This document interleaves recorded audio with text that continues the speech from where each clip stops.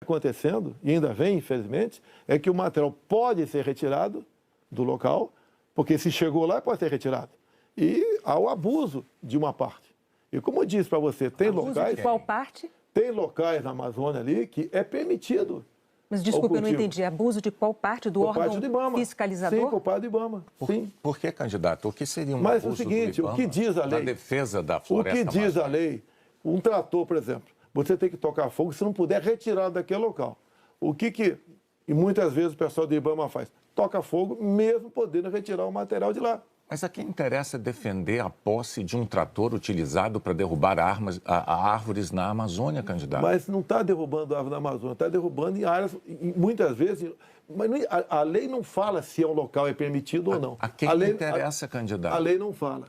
Tem sido destruído, vem ser destruído. A minha orientação é cumprir a lei.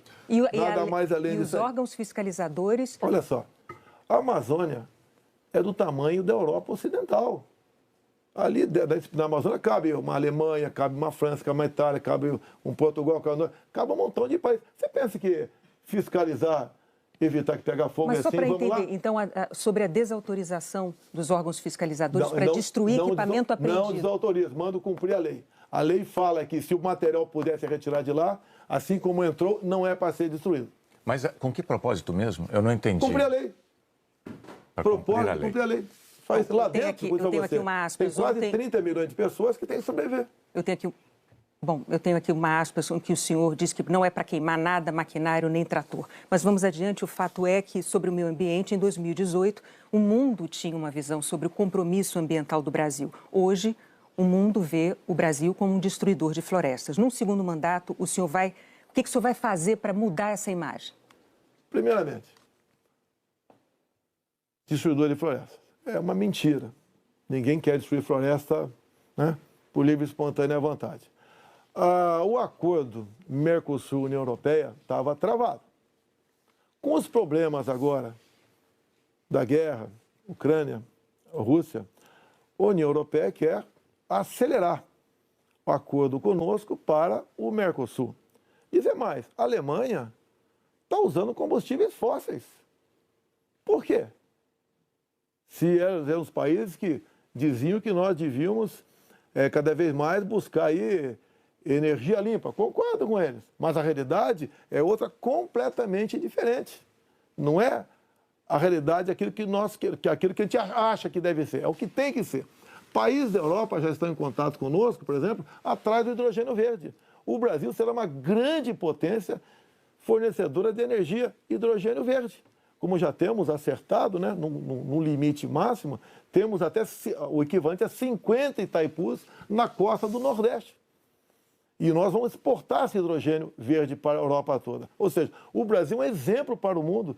Você pega, está na minha frente por coincidência aqui, por exemplo, as áreas reservadas em países outros para agricultura, não é pecuária, é agricultura. Somente a União Europeia é de 45% a 65%.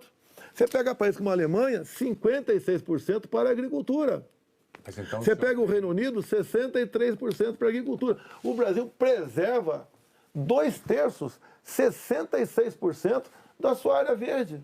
O Brasil não merece ser atacado dessa forma. Vamos falar porque, no fundo, há um interesse no agronegócio. É deixar o Brasil de lado. Agora, cada vez mais o mundo vê, como a própria presidente do OMC disse, há 2 meses, 3 meses atrás, disse o quê? Que o mundo, sem o agronegócio do Brasil, passa fome. Ou seja, a realidade está aí. Vamos ver se o Brasil consegue mudar essa imagem. Vamos tentar mudar, sim. Bom, vamos falar de política agora, candidato. Muito importante isso agora. Está também nas atenções por motivos claros. Em 2018, o senhor candidato à presidência, o senhor se apresentava como o candidato da antipolítica e o candidato contra o Centrão. Na convenção do seu partido, o general Heleno chegou a cantar se gritar, pega Centrão, não fica um, trocando a palavra ladrão por Centrão, etc. Isso ficou muito famoso. Hoje, a verdade é que o Centrão, ele é a base do seu governo. Na semana passada, quando o senhor estava saindo lá do Palácio da Alvorada, inclusive o senhor enfrentou lá um incidente. Em 2018, o senhor candidato à presidência, o senhor se apresentava como o candidato da antipolítica e o candidato contra o Centrão. Na convenção do seu partido, o general Heleno chegou a cantar se gritar, pega Centrão, não fica um, trocando a palavra ladrão por Centrão, etc. Isso ficou muito famoso. Hoje, a verdade é que o Centrão, ele é a base do seu governo. Na semana passada, quando o senhor estava saindo lá do Palácio da Alvorada, inclusive o senhor enfrentou lá um incidente com aquele youtuber que foi cobrar do senhor essa aliança do seu governo com o Centrão. Eu pergunto, por que eleitores como aquele, que se sentem traídos pelo senhor, acreditariam nas suas promessas de agora? Você está me estimulando a ser ditador. Eu, candidato? Você. Porque o Centrão são mais ou menos 300 parlamentares. Se eu deixá-lo de lado, eu vou governar com quem? Não vou governar com o parlamento. Então você está me estimulando a ser um ditador. São 513 deputados. 300 são de partidos de centro, pejorativamente chamados de Centrão. O lado de lá, os 200 que sobram, é o pessoal do PT, PCdoB, PSOL, Rede. Não dá para você conversar com eles. Até eles não teriam número suficiente para aprovar sequer um projeto de lei comum. Então, os partidos de centro fazem parte, em grande parte, da base do governo para que nós possamos avançar em reformas, como temos avançado em muitas coisas. Como, por exemplo, através do Centrão, nós conseguimos o Auxílio Brasil de R$600 para 20 milhões de famílias.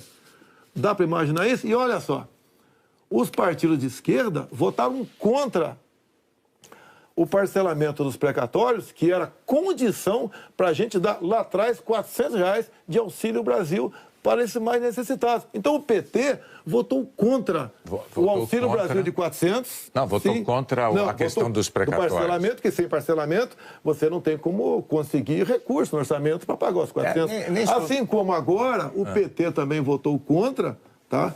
Ou melhor, discursou contra os R$600 e votou favorável. A questão política, assim como a questão de poucos meses, para diminuir o preço da gasolina no Brasil, todos os senadores do PT votaram contra a redução de semestre no Senado. Agora vamos lá, candidato. Agora, como é que eu vou trabalhar com o parlamento sem os partidos de centro? Mas a questão... O senhor disse que eu estou estimulando o senhor a ser ditador. Está estimulando, sim. Por favor, candidato. Não, longe de mim, não. Eu não estimulei nada. É que a questão é a seguinte. Em 2018, o senhor chegou a dizer, até com propriedade, que governos anteriores tinham feito alianças com o Centrão. Mas o senhor disse criticamente que esses governos anteriores tinham feito nomeações com interesse político partidário e que isso tinha tudo para dar errado. O senhor chegou até a concluir assim, por isso eu não integro o Centrão.